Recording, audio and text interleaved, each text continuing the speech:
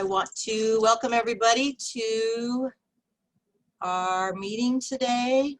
Don't mind me, I'll become less discombobulated as the hour goes on. Like I said, it's been a busy morning, but want to welcome you all here today. Let's start with the Pledge of Allegiance, and particularly in our thoughts are honoring our veterans, both in our club as well as across the world. Boy, I just turned this off. So, I pledge allegiance to the flag of the United States of America and to the republic for which it stands, one nation, under God, indivisible, with justice and liberty for all. And again, if you haven't already, if you have guests or are a visiting Rotarian or have an announcement, just drop me a note in the chat. Oh, and Tiffany's having chicken curry salad. That sounds delicious. Delicious. So let's go to Ann Syrett for words of inspiration and our invocation. Ann? Thank you, President Sue. Thinking about what's been going on lately, I was reminded of a prayer that is supposedly the work of St. Francis of Assisi, but it doesn't really make any difference because I think the words are appropriate for faiths of all kinds, and I think it's appropriate for the moment. Where there is hatred, let me sow love. Where there is injury, pardon. Where there is discord, union. Where there is doubt, faith. Where there is despair, hope. Where there is darkness, light. And where there is sadness, joy. Grant that I may not so much seek to be consoled as to console, to be understood as to understand, to be loved as to love. For it is in giving that we receive, and it is in pardoning that we are pardoned. Thank you. Thank you, Ann. Those are wonderful words for us to think about and act upon.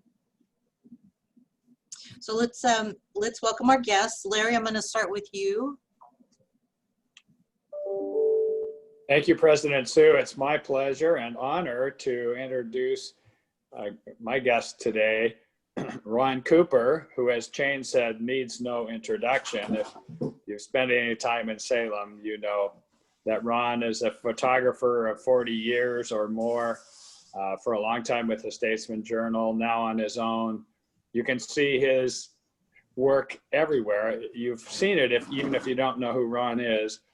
And among the places his works appear is Salem Hospital. So welcome, Ron. And I imagine Barry will say more about you later. Okay. Welcome, Ron. Thanks for joining us today. Thank you, Larry. And I have a guest.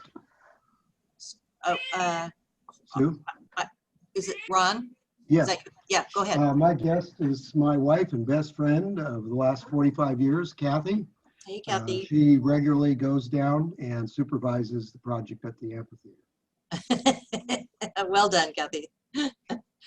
Barry, how about you?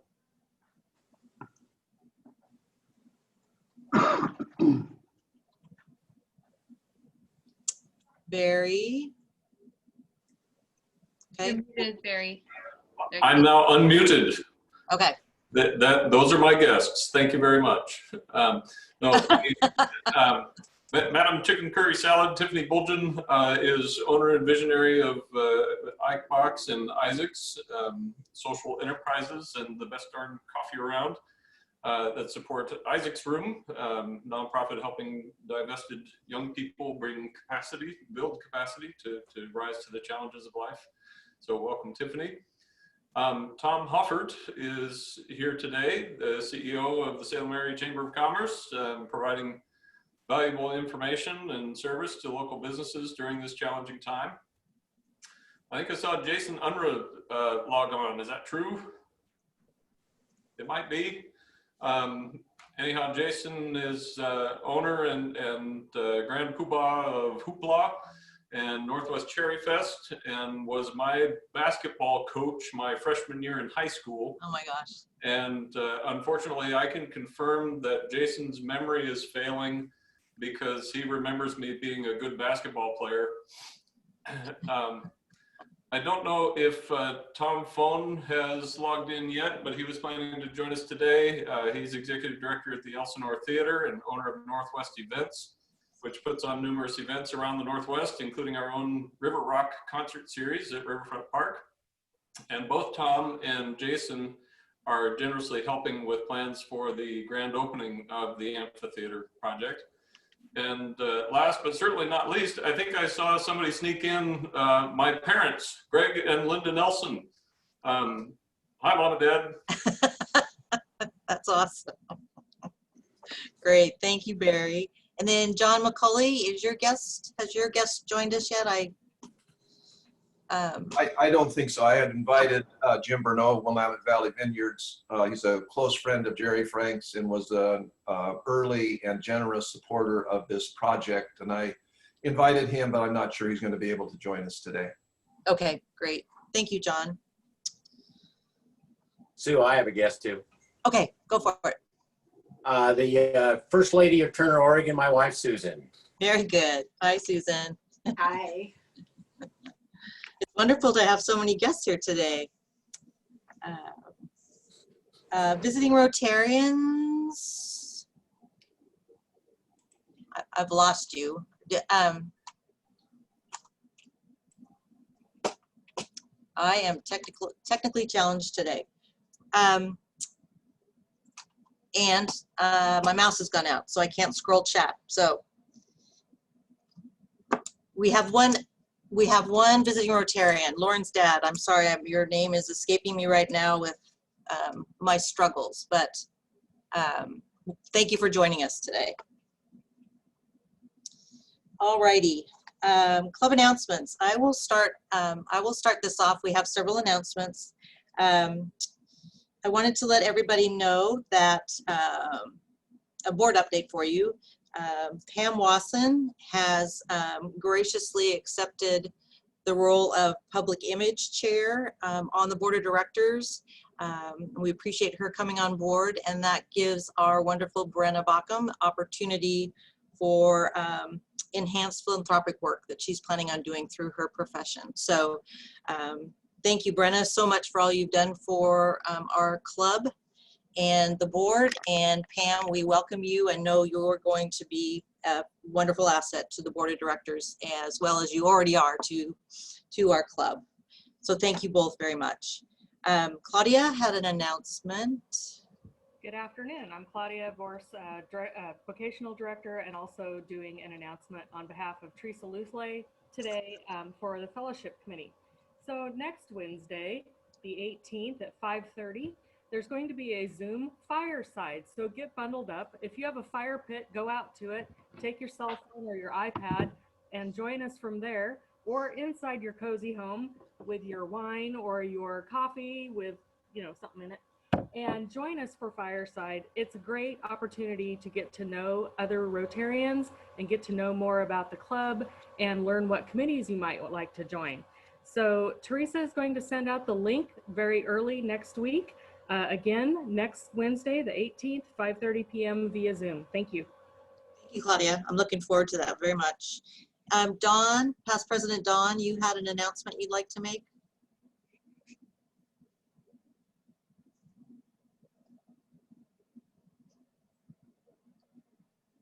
Is Dawn? She's muted. Okay, Dawn, can you unmute yourself? thanks, Jessica.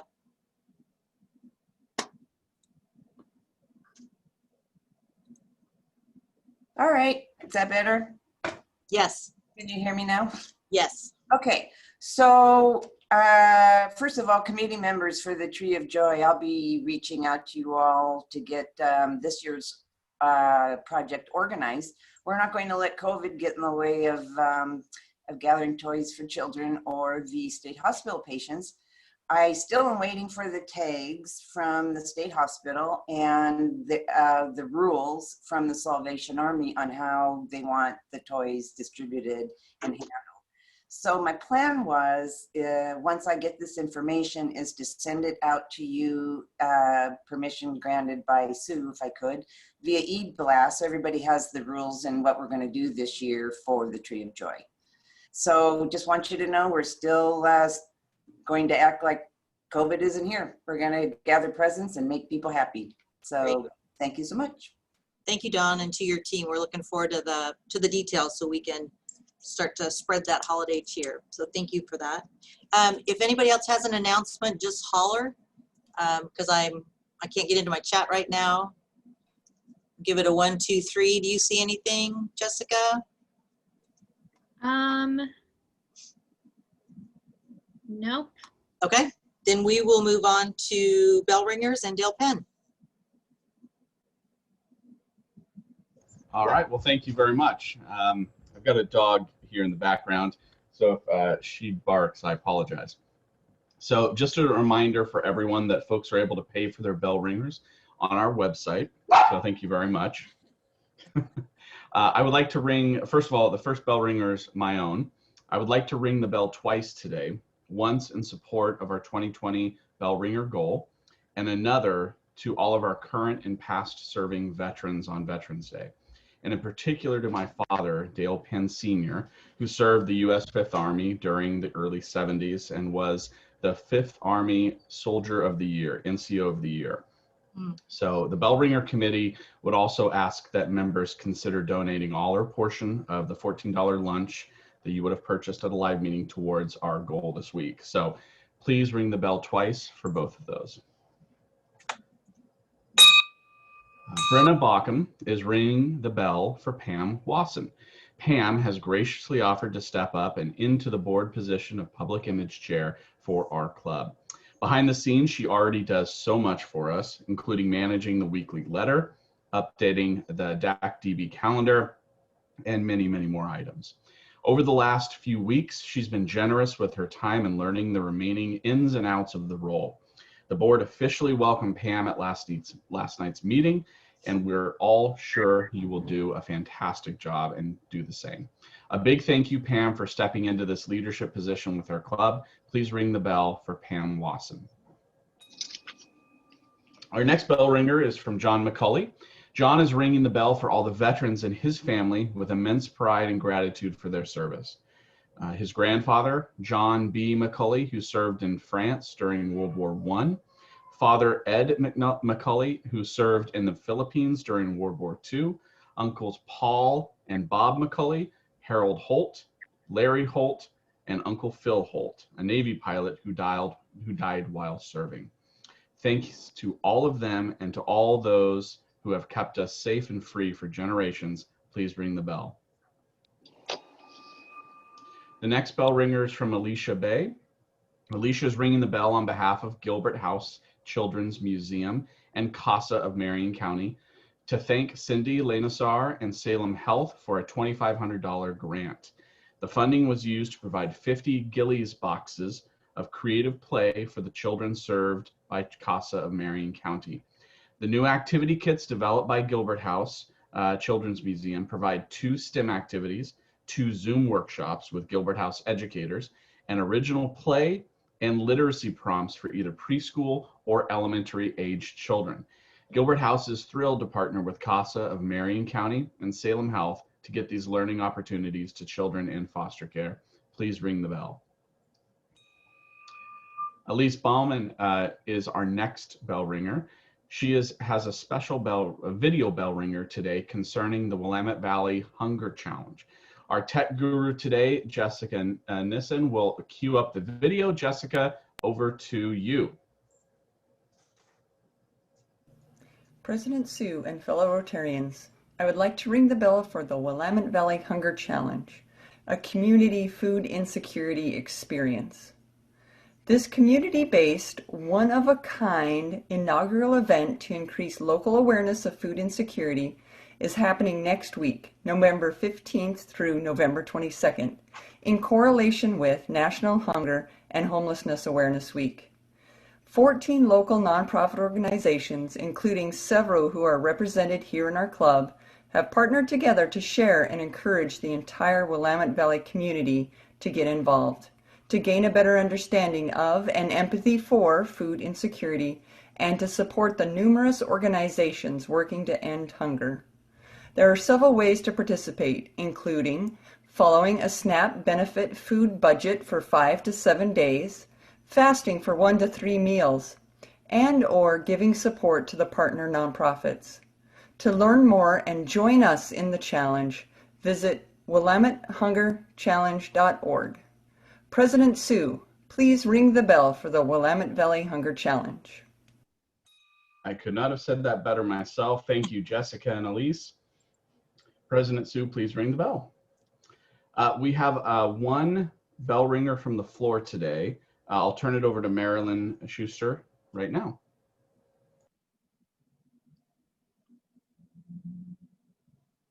I wanted to ring the bell for the Yokoti Women Farmers. We've just come out with our annual calendar, and it features actually Mark Wolf, who went to Ghana with me last year to do the community assessment for potentially applying for a Rotary Global Grant. But Rotary has actually provided funding through when I was in the Sunset Rotary, and then last year, this Rotary and district grants for foot irrigation pumps, boreholes and pumps, donkeys and carts, grain mill, nutrition training, and last year the desks, that 125 desks we provided for schools.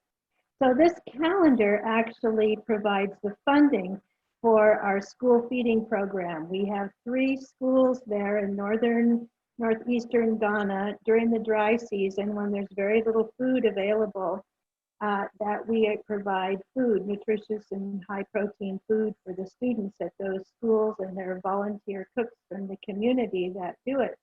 And we raise usually about $5,000 from the sale of these calendars for the feeding program, also for a nutrition program, and for an HIV/AIDS patient food program.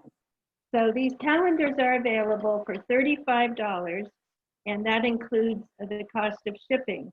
And so I will put in the chat with the website where the calendars are available from. So just Sue, if you would ring the bell for the Yokoti Women Farmers and what we're doing there in Ghana. Thank you, Marilyn. That sounds amazing. All right, well, thank you. I've got actually one additional bell ringer from the floor who just messaged me. And go right ahead, you're up. Thanks, Dale. I'd like to do a bell ringer for the veterans in my family, which include my husband, Tony, who is a 20-year veteran of the Royal Navy, and my brother, Guy, who is a Vietnam vet of the U.S. Marine Corps, and a holder of a Purple Heart. I'm very proud of both of them and their service, both to the United States and to Britain and to world peace. Thank you. Thank you. And Sue, that is all I have. Great, thank you. Thank you, Dale, and thank you all for those inspiring bell ringers. So before we introduce our program, I'd like to welcome past District Governor Renee Campbell to the front of the screen. To the room? Front of the room. Thank you. Thank you, President Sue. Well, our program today is an exciting update on the Gerry Frank Salem Rotary Amphitheater.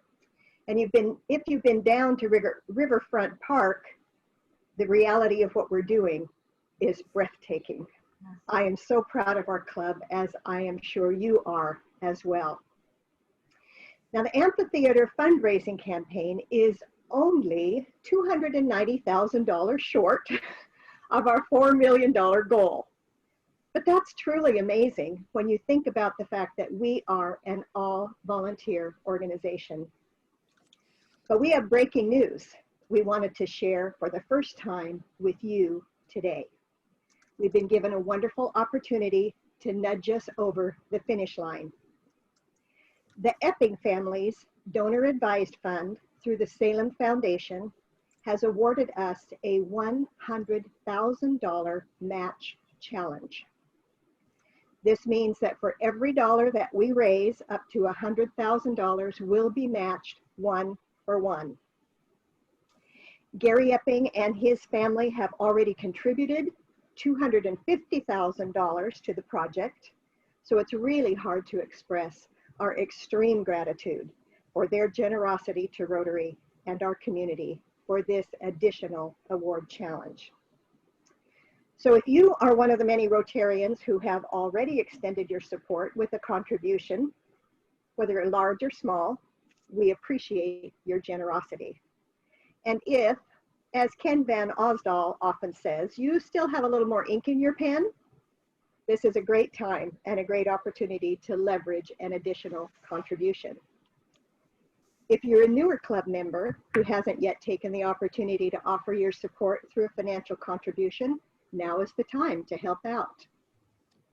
And if you happen to be one of the visiting Rotarians via video link that you have requested from me, I had promised to come back and visit you again with an ask. And due to the pandemic, I wasn't able to do that. So this is your chance to make that gift count double. And that also goes for a gift from your club as well. And finally, if you happen to be one of our seasoned members who's not yet contributed, we're asking you now to consider the power of this match challenge.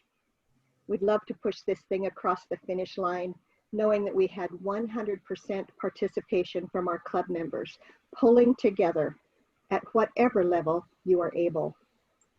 I can remember times when I missed an opportunity to be part of something great and wish that I hadn't let the chance go by. I'd also like to encourage any of you to consider a family member or friend who would like to have the opportunity to help with this spectacular venue for our region. And I'm going to kick off this match challenge today with my additional pledge of $500.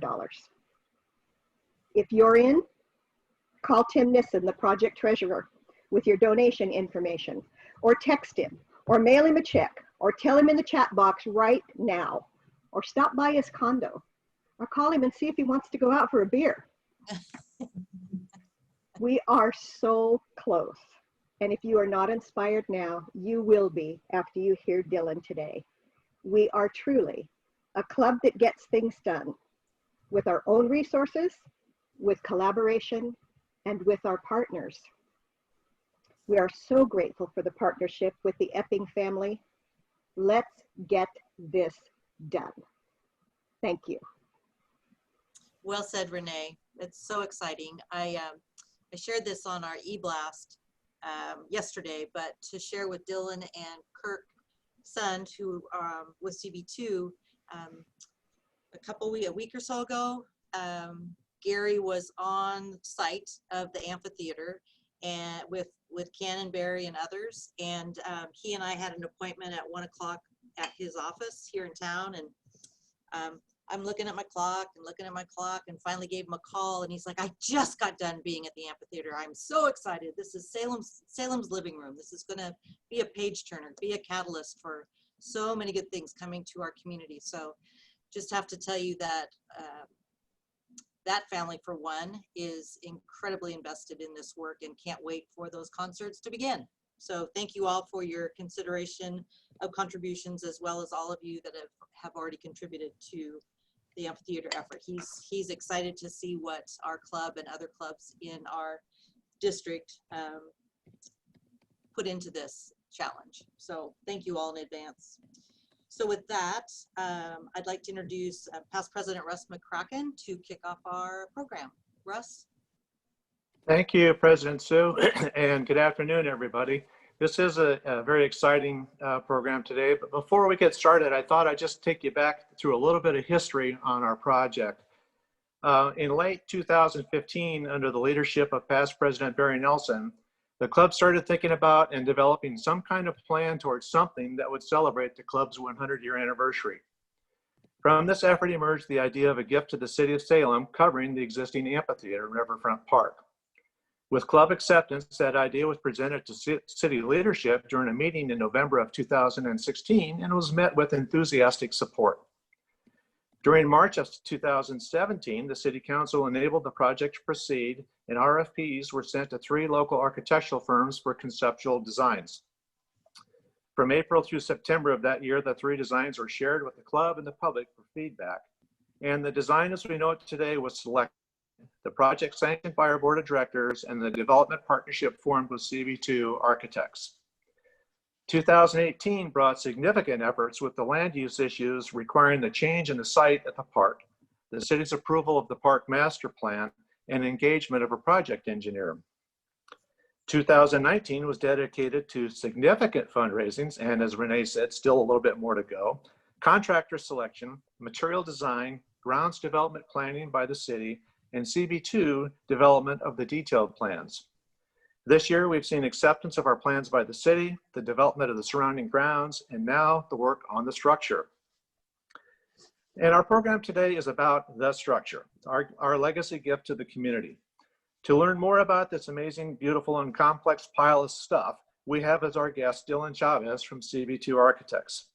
We'll hear about what went into the development of the concept, the engineering, execution of the project, along with what we can expect in the next few months as our baby takes shape and adds to the city of Salem's skyline. I'll introduce our guest in a moment, but first let me start by including those at our virtual head table. First, two people with incredible passion, organizing skills, and patience. Our amphitheater task force co-chairs, President Barry Nelson and Ken Van Osdol. Also joining us today is our ever revered and hopefully trustful past President Tim Nissen, Secretary Treasurer of the Salem Rotary Foundation and keeper of the amphitheater's purse strings. As members of this club and a piece of this project, we all owe these three our deepest gratitude. Okay, our speaker today is Dylan Chavez. Dylan is an associate at CBTWO Architects, where he's been a team member since 2012. He's also the project architect for the Gerry Frank Salem Rotary Amphitheater, which he has been involved with since early 2017, along with the rest of the CB2 team. Originally from Albuquerque, New Mexico, he spent his childhood exploring desert environment and culture around him before leaving the warm sunshine to attend the Massachusetts Institute of Technology in Boston. Over the course of 4 years, in addition to developing a real understanding of what winter means, he received his Bachelor of Mechanical Engineering in 2004. After graduation, Dylan worked as a consulting engineer involved in the investigation, analysis, and recreation of thermal events, or put another way, fires and explosions. His work involved the analysis, design, execution of experimental protocol, design and fabrication of experimental testing equipment, and on-site event investigations.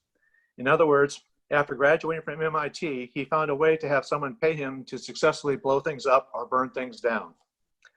Not being satisfied with that, Dylan left the Boston area in his engineering position to attend the University of Oregon, where he received his Master of Architecture in 2009. While at U of O, Dylan held a graduate research fellowship position with the Energy Studies and Building Laboratory under Professor G.Z. Brown, and his work there involved providing sustainably designed consulting services and analysis on architectural projects ranging in scale from residential to campus master planning. After working in California and Portland, Dylan moved to Salem to join CB2, where he's been fortunate to work on collaborative teams on multiple projects throughout Oregon and the United States. He believes that the built environment around us has the potential to help shape our culture and views, and that design influences on the community as much as community influences design. On a personal note, I've had the privilege of experiencing Dylan's inspirational passion and dedication to this project. And my fellow Rotarians, we are truly in good hands. So without further ado, Dylan, you're up. Thank you. I appreciate that. I'm gonna real quickly get over and I'll share a screen. We can start this presentation, but that's a great introduction. And I actually feel very fortunate to be working with you guys on this project, especially a project that's gonna sit basically in the living room of Salem for such a long time. Should put the screen up. So as we kind of go through this, I think what I'm really going to talk about is how the project basically developed to where it's at right now, kind of pull back a little bit so you guys can get an understanding of how this comes to be, what happens with it, and effectively get a better understanding of what you're going to see in the next few months as it comes to play out. So because I'm not sure if everybody's getting out and about, if you haven't been out to the park recently, I think it's important, as we're looking through there, to kind of remember what was there, which was this amazing gravel dirt parking lot,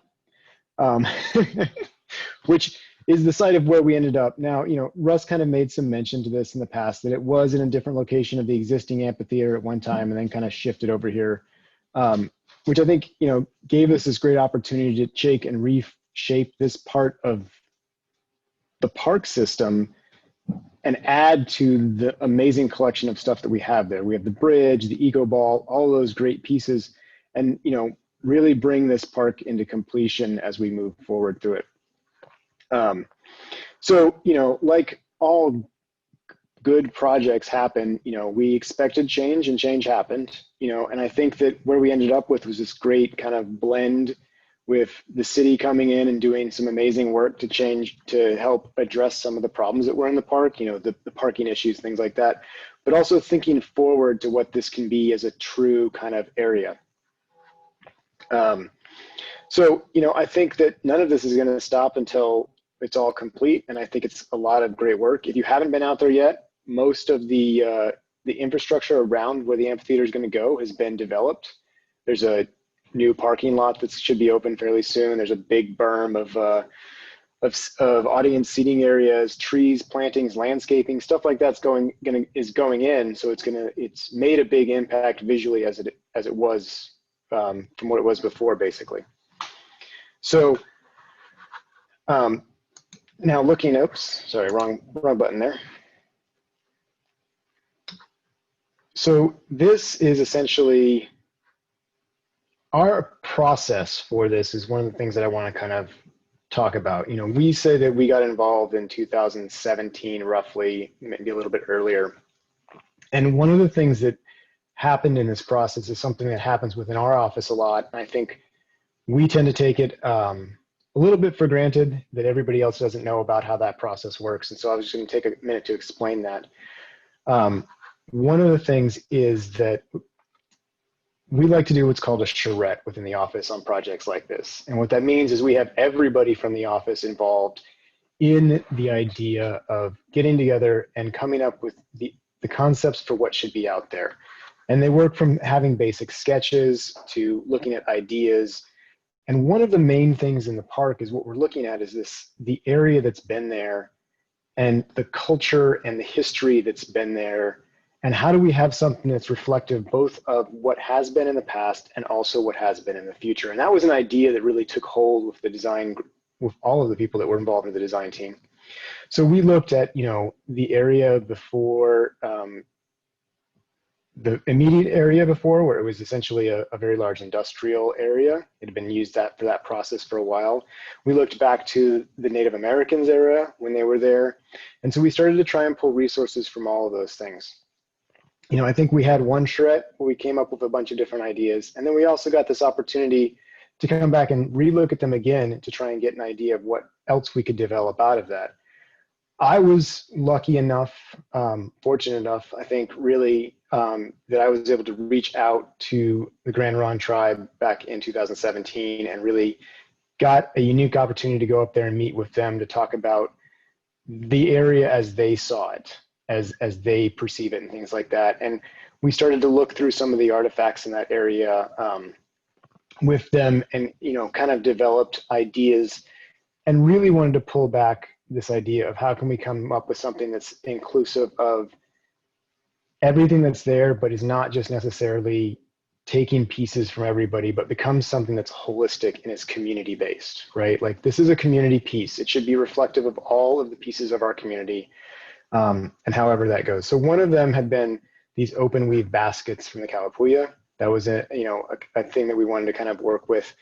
And we took that along with the idea of the industry in there, and we really tried to blend that into this new design. So, you're looking at the overall plan in this area. You can see the big seating area for the new stage, our structure here, the eco ball, an older version of the bridge in the background. This is going to be a very large open space that people in the community are going to identify themselves with. We've already seen how well the bridge has become a part of the community's identity and the uses it's had.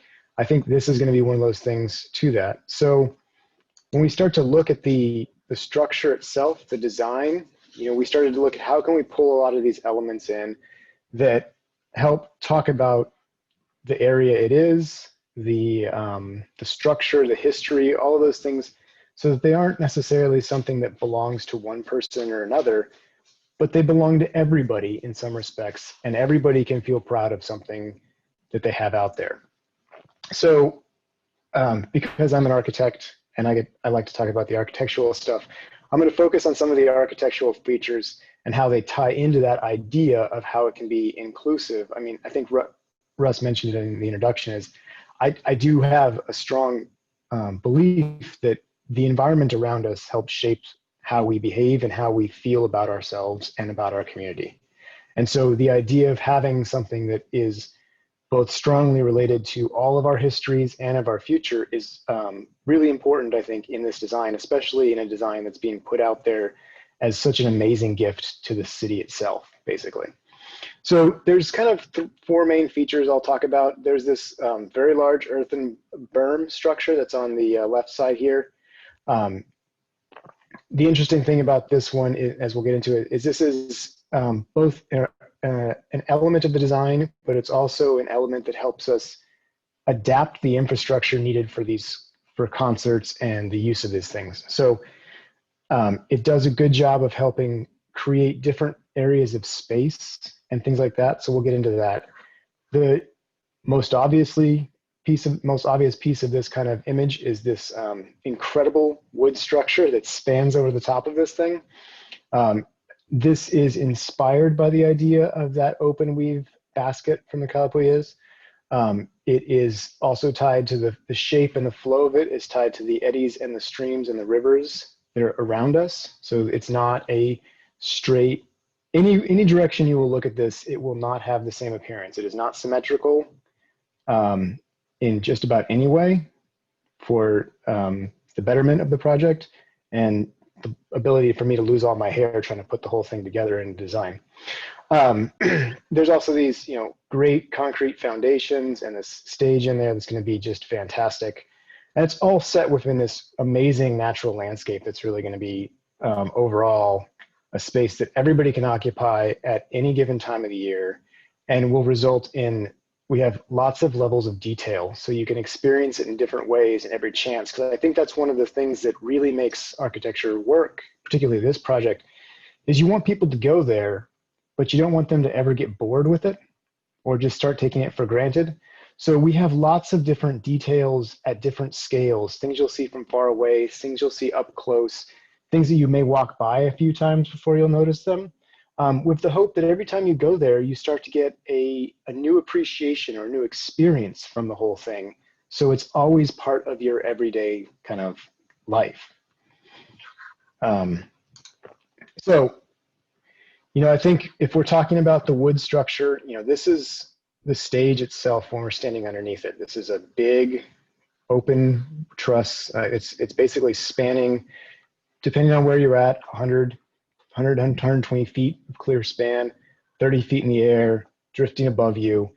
And it looks like it's going to be very lightly set up there, but it's made of glulam timbers. And I'll skip over to the next page. Can I give you an example? I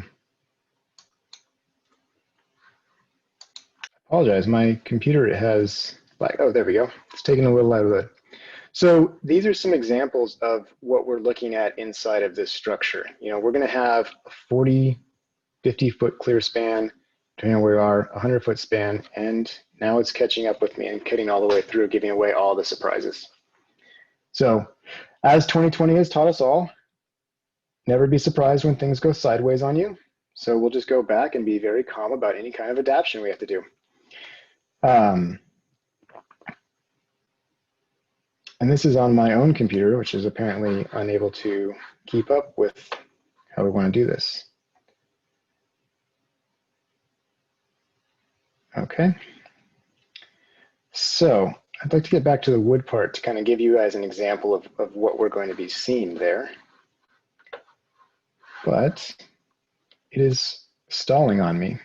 So while we're doing that, we can talk about this concrete that has decided it wants to jump up to the front and center of this conversation. Oh, there we go. Okay, so this is an example of one of the elements of the glulam structure that will be lifted above you. So if you can see this kind of piece right here to kind of give you scale, that's a person standing right there. This is lifted up. This is one of these star connections. So that helps maybe provide a little bit of scale for everybody. You know, this is probably, if you're looking at this rendering, and I know that renderings can oftentimes be a little bit hard to understand in terms of the size and the scale and scope of things, which is why I like to make sure we get an actual person standing next to one of this. This would be essentially 3 or 4 people long in that space. So this is just one of these tiny little stars, which I think helps develop that scale for people to really understand.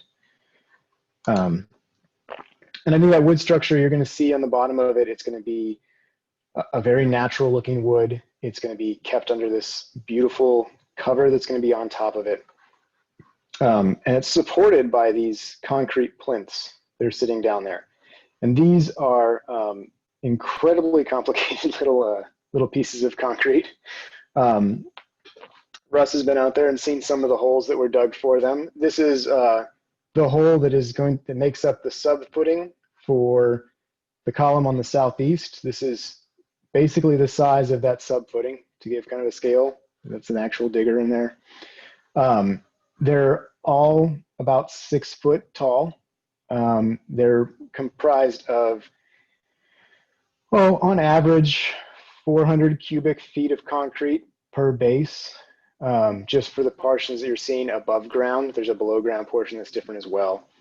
And there's, you know, this very complicated rebar structure that's inside that's giving it the strength. Don't worry if you can't see through all of these things. Every one of these pieces of rebar is individually bent at a different direction, tagged, and has been put together and coordinated with us and our contractor Dalkey and Far West Steel, and they've been fantastic with getting that out there. If you go out there today, you will see some of the formwork going up to support what's going to be inside of these cages. And I mentioned the formwork only because you'll start to see that these unique shapes that are tied to the curvature of the glulams, picking up on the curvature of those glulams on each case, that make it for a very unique space. The interesting thing about them is that if you guys want some more scale, this is the formwork for one of those footings right there to give an idea. This is me standing up next to it. You can actually go inside and walk around, visit it, touch it. We built, all of these were built off-site, pre-assembled to try and get all the joints and everything else to work, and they're being reassembled on site so that we have really clean, amazing clean formwork. It's going to be just stunning.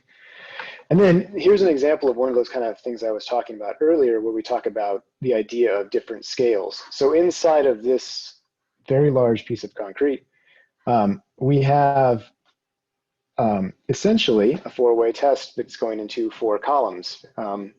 These are stainless steel letters that are being cast in at a smooth face to the edge of that, so that you will see the concrete at one level. It's a gray, but the light itself will catch the shimmer off these metallic lettering so that you see these elements kind of appear out of the concrete very cleanly. I think it's going to be a great, awesome things where you're working with a great company out of, it's putting these together, and you know, it's going to have just an absolutely fantastic finish, much like the concrete work. So on top of all of this wood structure, what keeps you dry, because in Oregon it does rain slightly. I think it's raining probably right now, actually.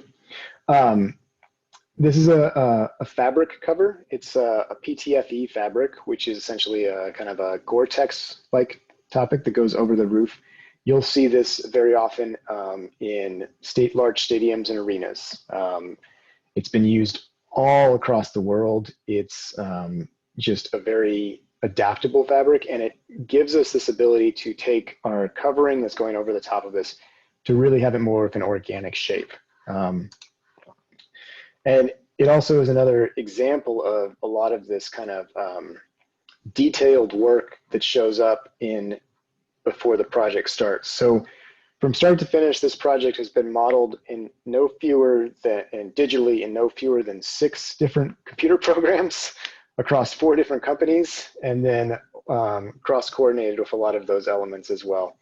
So, you know, we have different models that come in that talk about all the little connections and screws. Nearly every hole inside of the wood structure and fastener is pre-drilled and done in a CAD/CAM manufacturing process. So when it arrives, you're basically just putting pins and pieces like a piece of IKEA furniture. A very complicated piece of IKEA furniture, I'd put it that way. And so the same thing is true with this fabric cover. You know, the fabric is manufactured off-site. It's made in a factory in the United States, then it's shipped to a place that has the capability to seam everything correctly based on their pattern models, which I believe is in Germany, and then comes back. It's a very unique structure, and that's just part of the supply chain and the uniqueness of a lot of these elements. Obviously, as an architect, I get really excited about that kind of stuff. So I just like to share as much as I can with that side of things. So then we get to this kind of thing of the overall space. This is, you know, in a nice dust setting. If you had a nice concert going on, we have all the lighting and the infrastructure built into that. And if this works correctly, I will switch over to a video for everybody to kind of give a quick little walkthrough about an understanding of the park itself and what this all will feel like. And I think videos work really well for this.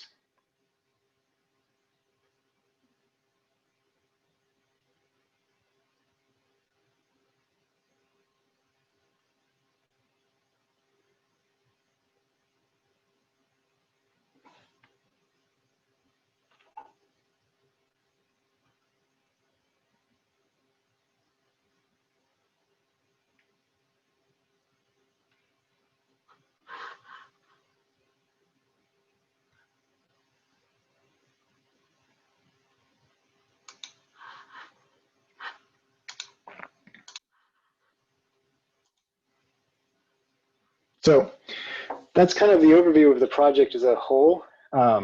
Obviously, I probably would go into much more detail, get into other questions, and I'm sure people might have questions about that.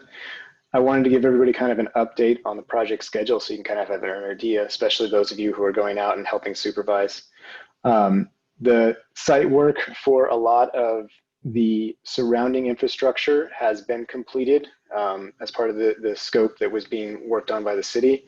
You'll notice that, you know, if you were looking at this image, this portion of the site has not been finished up, and that is related to the fact that our construction activities over the next few months, we'll have a lot of heavy equipment and cranes driving through it. And so in order to preserve and not tear up all the brand new pretty concrete and grass and everything, we're waiting to do that work as part of the scope. I mentioned earlier that you should see the steel and some of the formwork going up this week with a lot of the concrete, the bulk of the concrete for the columns being poured by the end of this month, probably a little before Thanksgiving. So pretty soon you'll see these concrete plinths sitting out there by their space. The wood is in the process of production right now. It's like, as I mentioned before, this is all being basically designed and developed using computer-aided drafting and computer-aided manufacturing. So that process is ongoing, and so we should see that start to assemble itself on site at the end of December, roughly. So you're going to see a lot of this stuff coming up. A lot of the berm and the infrastructure will start to show up in early January, early February, January-February timeframe. And what that means is that what's not really shown in any of this thing is, if you'll notice, is that there's not any kind of visible rooms or things like that inside of that. We have been able to basically camouflage all of the electrical and the infrastructure necessary for kind of large scale events and things like that inside of this berm that handles all of that, so that we can make clean connections and keep a clean space out there for the majority of the time.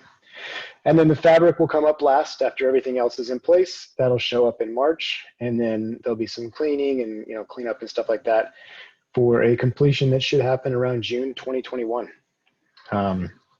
So just in time to enjoy in the hot July and August months. So I think that's really what it is. And I just wanted to throw out another fun scale image. If you guys are curious about scale and understanding anymore, I find that people tend to, I also have a lot of young kids. So I find that T-Rexes tend to be a really good option to help get people to understand how big we're looking at. So with that, I think I've covered kind of what I wanted to talk about, but I'd love to hear if there's questions that people have, and I can try to do my best to get answers. Thank you, Dylan. That was absolutely fascinating and really, really exciting. I mean, it's can't believe it's happening. I have a T-Rex in my office as well, just for the record. We do battles every so often.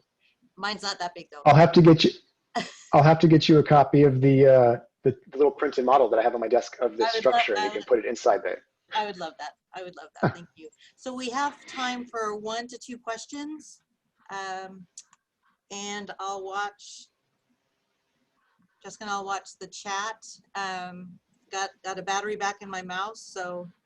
Linda's asking about the seating. She says, what about seating? Good question. So what are you asking about seating in terms of fixed seating, seating capacity, seating? There's lots of different seating, and I'll skip back to a view that shows kind of the overview of the area. So in this, the T-Rex wants to come back. Okay. So this area here is for the seating capacity for things. You see the large berm. This is a kind of a 2 to 1, roughly a 2 to 1 slope. And so we are able to seat this entire area inside of that stage area.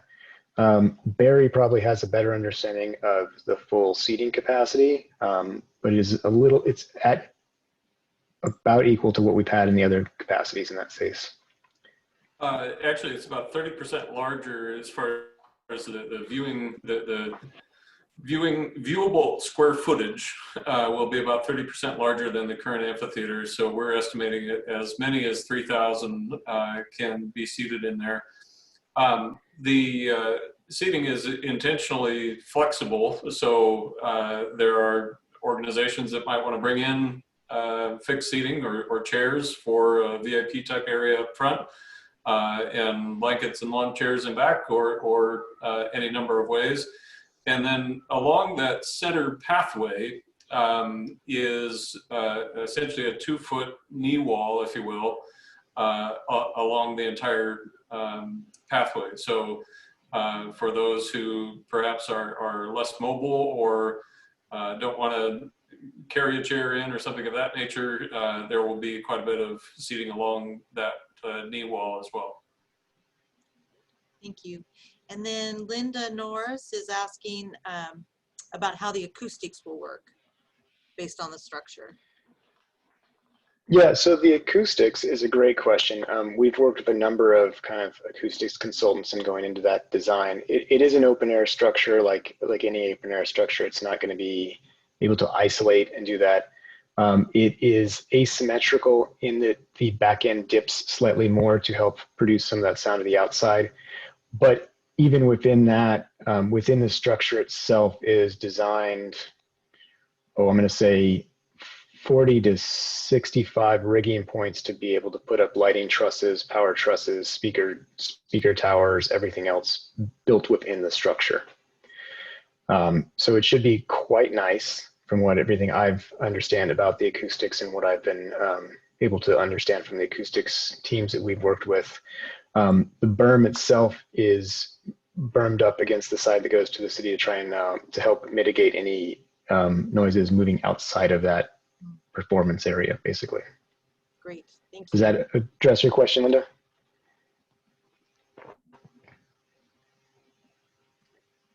I'll take that as a yes. Linda, thanks for the question. Bo has a question for you, and this might be our last one. Yes. For time is so many wood joints, nooks and crannies. How do we deal with the birds? So the fabric is actually taut up against the top of that wood structure. There's some areas where there's a little bit of pull away from it, but not more than a few inches, four maybe at the most, that I think I could figure out from the coordination models. So the fabric tightens up to that. As far as the wood assembly itself, the wood is like basically flush into those joints, and I tie it back, but given how my computer is paused to kind of show those conditions. So you have not a lot of spaces on top of that structure to allow birds to nest within. Very good. Thank you. So Dylan, this was just absolutely incredible, inspiring. I think you've blown everyone's minds with just the different ways that we're now seeing the reality of what this amphitheater will look like, feel like, and bring to our community. It's truly inspiring. And we want to thank you for joining us today. And in honor of you, we'll make a donation to our very own Salem Rotary Foundation. So thank you so much for all your creativity, CB2's work, and what's just around the corner for our new reality. So thank you so much for joining us. Yeah, and if I could just say one last thing, I just want to make sure that everybody, really recognizes that there's a whole team of people at CB2 that have been part of this. I just am lucky enough to be the person that gets to be on the front, the front side of this right now. But all this design is 100% collaborative within our office and our team, and we are just really lucky to have them all involved. Absolutely, yeah. You have a great team, wonderful team. So I'm going to give Barry a chance for a really quick bell ringer. But before I do that, I have to thank, and I owe past President Tammy a bell ringer next week. I neglected to share with you when I was sharing about Pam and Brenna and our change in leadership in public image. Our other change in leadership is Steve Horning with work responsibilities will be stepping down as our president-elect. And Shane Griggs has accepted the nomination to step into our president-elect position effective immediately. So appreciate both of them and their leadership, and we're just continuing to move forward in really important and exciting ways. So thank you all for your leadership. Barry, gotta give you a quick bell ringer from the floor.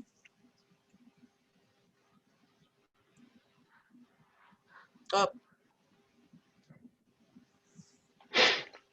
Barry, he looks frozen. Unmute yourself. Do you want to do your bell ringer, Barry? I think he's frozen. Dylan, what he wanted to, and he can hop in, what Barry wanted to say was, oh, there we go. All right, awesome. So ringing the bell for Ron Cooper, who is graciously donating his photography services to the project, and really has some amazing photography that I will attempt to share as I'm providing my second bell ringer. So this photo is just from a few days ago, and he graciously shared that with us. The other bell ringer is for CB2, and not just for Dylan, but as he mentioned, Kirk Sund, Darren Turpening, and the whole team over at CB2 are doing amazing work, not only bringing their art and architecture to life, but also have been tremendously generous with their in-kind donation to the project. I don't have the number in front of me, but I think it's about $120,000 of in-kind contribution that CB2 has provided. So want to thank them for their contribution and ring the bell, both for CB2 and for Ron Cooper. Thank you, Barry. As we wrap up, I want to thank all of our guests that joined us today: Ron Cooper, Tiffany Bolgen, Kathy Kellerman, Jason Unruh, Tom Hoffert, Tom Fohn, Kirk Sund, Barry's parents. This must have been a fun presentation for you. Susan Horning, and in case Jim Bernot made it, to Jim Bernot.